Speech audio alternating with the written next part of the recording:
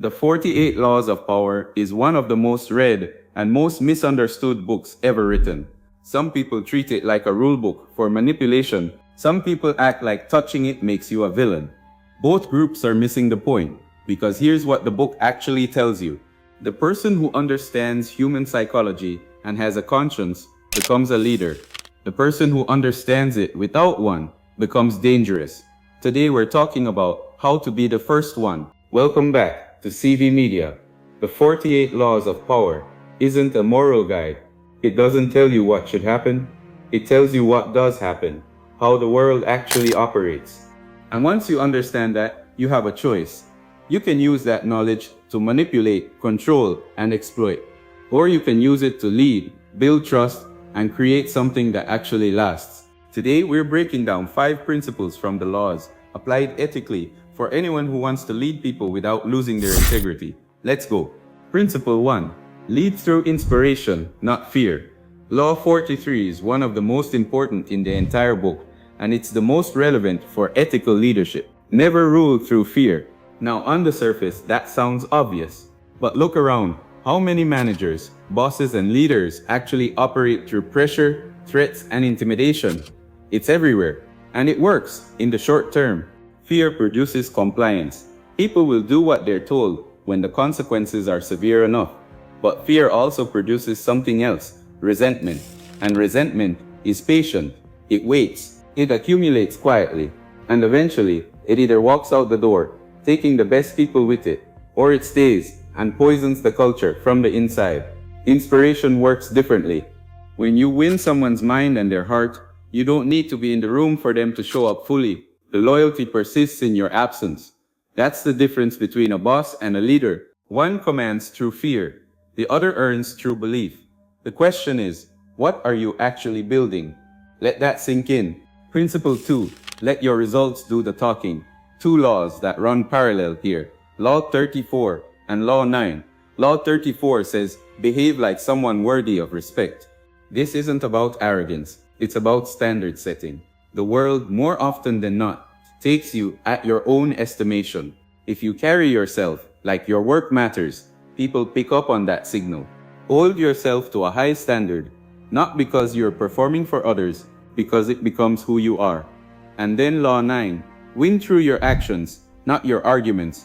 This one is huge, especially in professional environments where everyone has an opinion and debates seem to never end. The ethical leader doesn't exhaust people with verbal back and forth. They produce results that make the argument irrelevant. Your track record becomes your most powerful statement. You don't convince people you're capable, you show them, and then the conversation is over. Principle 3. Strategic humility. This is the principle most leaders resist the hardest, because it requires something that doesn't come naturally to high achievers. Humility used strategically.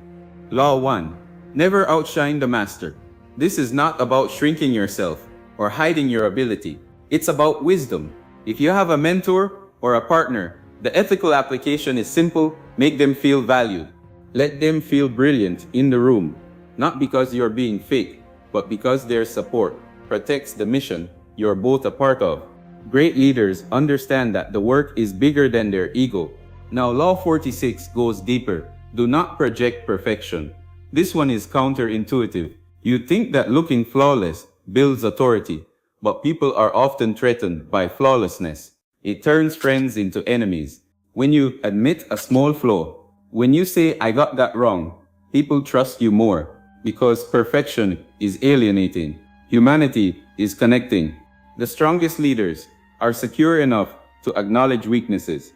Principle 4. Give people something to believe in.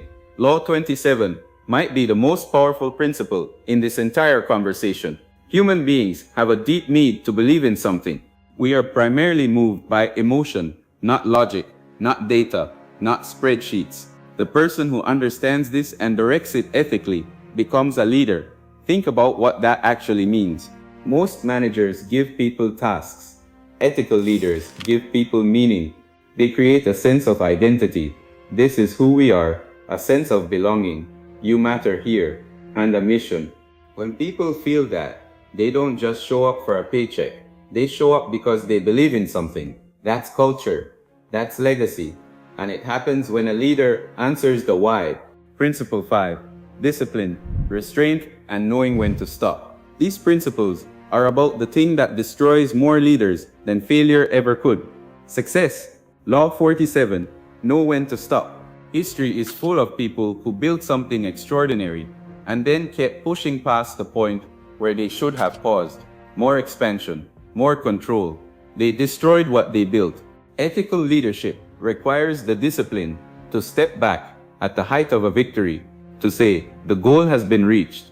Let's protect what we've built before we risk it. That's the long-term thinking. And Law 45, advocate for change gradually, even when change is the right move, even when you're completely correct. Radical disruption frightens people. It triggers uncertainty and loss of control. The ethical leader moves incrementally. They bring people along. They make transformation feel manageable, not threatening. Because the goal isn't just to change, it's to walk together through it. Here's what all of this comes down to. The 48 laws of power describe the game, whether we like it or not. Power dynamics, human psychology. These forces are always at work. Always. You can pretend they aren't. Or you can understand the game deeply with a conscience and use it to lead. The difference between a manipulator and a leader isn't knowledge, it's purpose. A manipulator uses these laws to take. A leader uses them to build. The laws don't have a soul. You bring the soul, and that's what makes the difference, always. Let's bring it home. 5 principles for ethical leadership. 1. Inspiration over fear. 2. Actions over arguments. 3. Strategic humility. Valorize the others. Show your humanity. 4. Give people something to believe in. 5. Know when to stop. Change gradually. Protect what you've built. These aren't just tactics. They're a philosophy, one that can outlast you. Drop a comment. Which of these 5 hit closest for you right now? I want to hear it. Subscribe to CV Media. We go deep on the ideas that move the needle. See you in the next one.